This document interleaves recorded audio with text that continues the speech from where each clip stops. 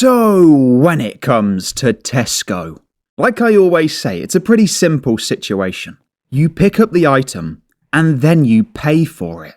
But just as we've seen over the last couple of years, there's a lot of people out there that apparently don't get the rules. Because you can see this photo here from behind the counter in Tesco's.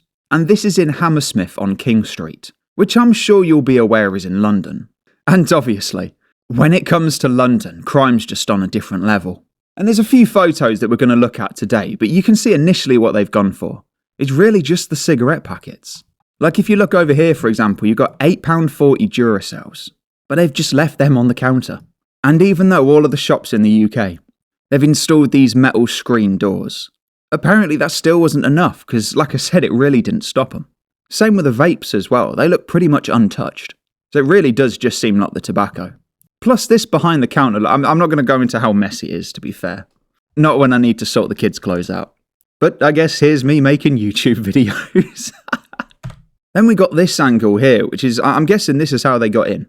I'm guessing they just made a hole through here and then just opened it the other side. But like, you look how thick all of this is.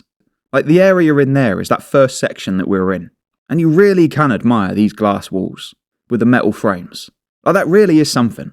In fact, it's that much of a deterrent that these people didn't choose the front entrance. They had to choose the side one.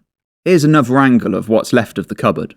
It's a shame we didn't see what it was like before, but these things are usually well stocked. So I wouldn't be surprised if it was up to the top.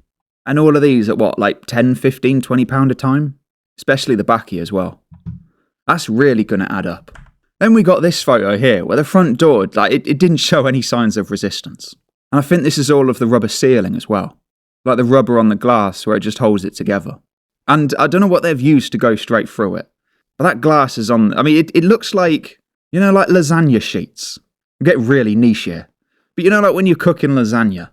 Or like me when you get it out the £1 packet. You know, like wet lasagna, and it just like, that's the shape that the glass is taking. It's just where you just got to fold it back over. But like I said, it really doesn't seem like it was enough to stop these people. But I'm also guessing that Tesco, I'd like to think that they are. I'd like to think that they're really going to push for a prosecution. Like, it's one thing when someone just walks up and just takes something off the shelf. That's bad enough. Because 100% of the time, they're not doing it to feed the family. But it's something else entirely when people cause damage just to break into the shop, to then go behind the counter and take 90% of the cigarettes. And the cost as well. Like, you imagine how much it's going to cost to replace this.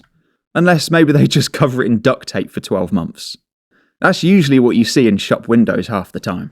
Where it's been smashed and like, maybe they just ain't got the profit to cover it. Or maybe Tesco's just can't be bothered. And if you enjoyed this video, then I would highly recommend to check out this one. Where it's something that you personally have known for years. Where Piers Morgan is a terrible person. This country has gone crazy.